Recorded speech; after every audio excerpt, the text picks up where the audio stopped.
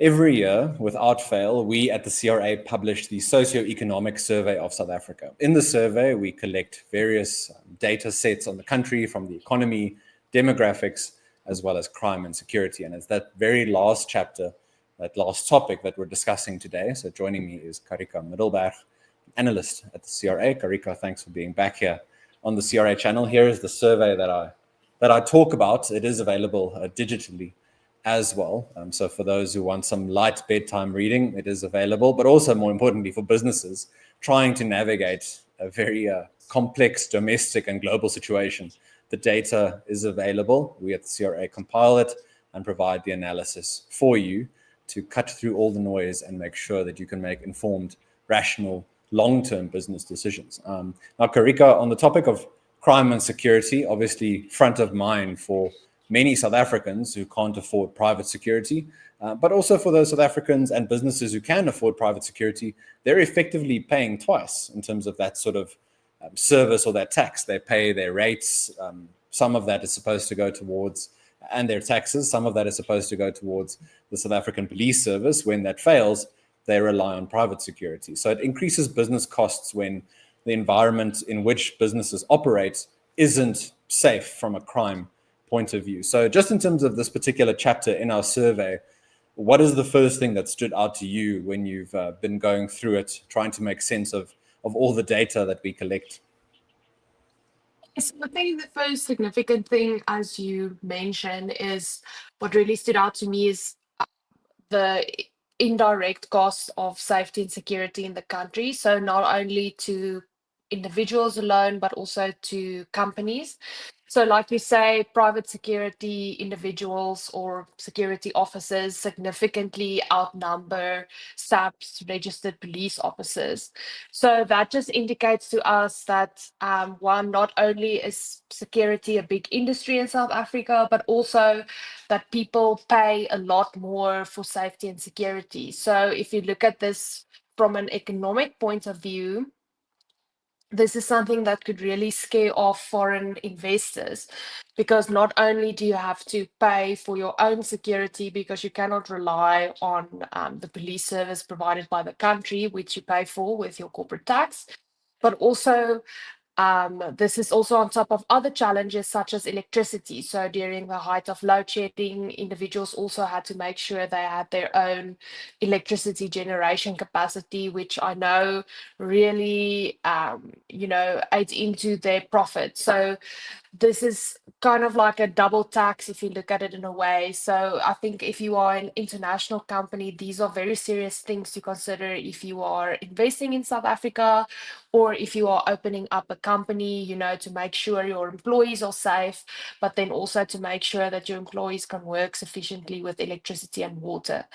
So I think in the bigger picture, if we only look at security now, this is a big indirect cost for companies and individuals that I really think takes away from our economic potential and the economic potential of what we can achieve and the growth rate we can achieve if these things are, as as you would always say, if the basics are right and if it is functioning properly.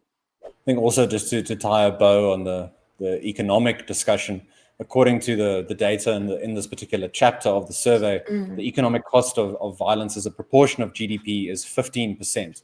That was in 2022 and 2023. So if you just, I know we as analysts, we get caught up in the numbers, but this is much more than just GDP and GDP per capita and these numbers on a spreadsheet. This is people's lives, their businesses, them trying to make a living, to improve their own fortunes, that of their families and that of their community. So it does have a very material impact, South Africa's high crime rates. Yeah.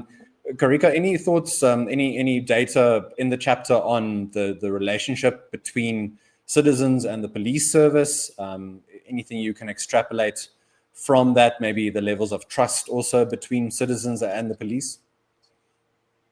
So I cannot remember the direct numbers from the top of my mind, but for in registered police officers, it is something like 100 police officers for one individual. And then if we look at private security officers, it is somewhere in the region of 400 private security officers for each South African citizen.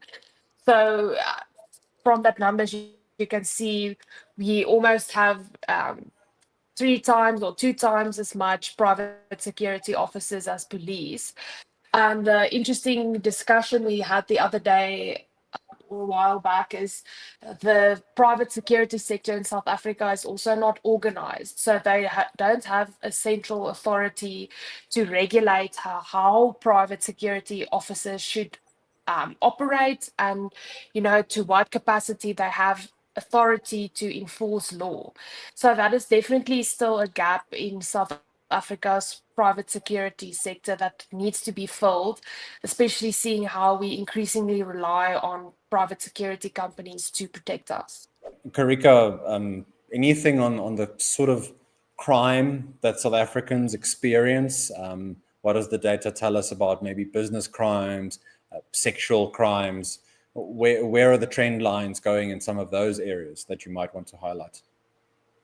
Yeah, so I think the most important and for me the most shocking number out of the whole chapter ties in with the study that was released in November last year by the Human Sciences Research Council about gender-based violence. So SAPS records that there are, let me just get the exact number for you. So SAPS records 51,000 sexual offenses, roughly 51,000 sexual offenses every year. But if you look at the research conducted by the Human Sciences Research Council, they estimate that 432,000 women have experienced sexual violence in 2024. So that is a very significant increase from what SAPS estimates. So if we can trust the HSRC's numbers, that means only around 12% of sexual violence in South Africa is reported to the police. So not only is that quite a shocking number, but that also begs to ask the question of why aren't citizens or women in our country trusting the police to go report their sexual offenses? Is it because you don't trust the police? Is it because you don't have access to the police? Is it maybe a bureaucratic problem within the police that the crimes get reported, but it's not administered or properly filed? So that is really a big question. And I think, this has quite an enormous effect on the psyche of a country if citizens feel unsafe. Not only is it this general feeling of fear and uncertainty and unsafety, but this also carries economic repercussions. So, like Business Leadership South Africa noted that many highly skilled individuals or skilled laborers that have the economic opportunity to leave the country do because they feel unsafe. So this also significantly impacts South Africa's workforce, which gives rise to the phenomenon called the brain drain, where a lot of skilled people leave the country, and South Africa already has a problem with skilled labor shortages. So that also adds to economic repercussions.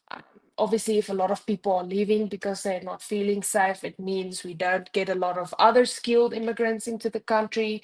So this carries a lot of economic repercussions, and not only for skilled individuals, but it also takes away from the capacity of individuals who want to work, but they feel unsafe to do so. So that also inhibits other individuals who might need to travel far, or maybe you're a woman and you feel unsafe to travel to work, or you don't trust the place where you are working, so you rather stop working. So yeah, it takes away a lot of South Africa's economic potential. And then, Carika, just a final question: if you had an opportunity to look at it, any data around which provinces or metros do better in terms of dealing with crime or not?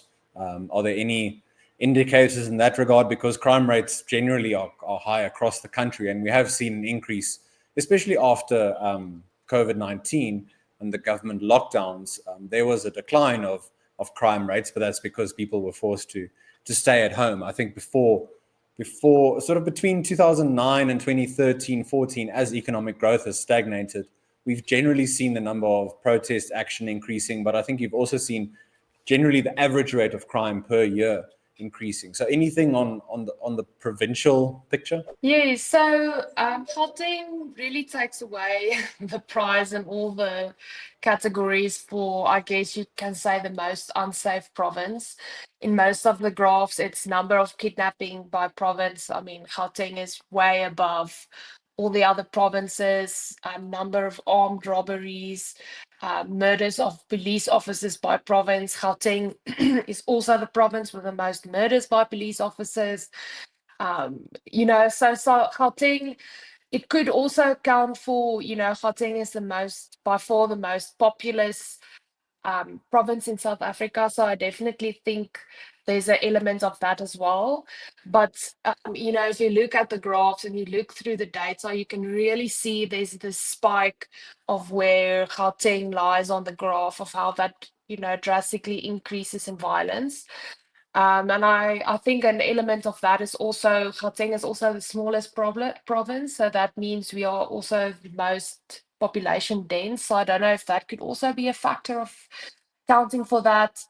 It's the most populous province. I mean, there's millions and millions of people living in Gauteng, and most of the people are centered in metropolitan municipalities, like Joburg, Pretoria, where people live in high population density areas. So I think that is also another factor that needs to account for if you look at the data, to not just immediately think this province is so unsafe. I think there's also other factors that contribute to these statistics that the other provinces might not have. So I think that is just important to remember. Very good, thank you. I think we're going to wrap it up there. There's so much more in the chapter and indeed in the whole survey that we compile. So if any of this piqued your interest as you've been listening, please do get in touch with us to find out about accessing the survey, our monthly macro reviews, the forthcoming edition, which will be about the state of our municipalities, as well as our other weekly risk alerts and client notes that we provide to our clients. Thanks very much for watching, for your time. Carika, thanks very much for your insights today. Until next time, Chris Hattingh here for the CRA. Take care.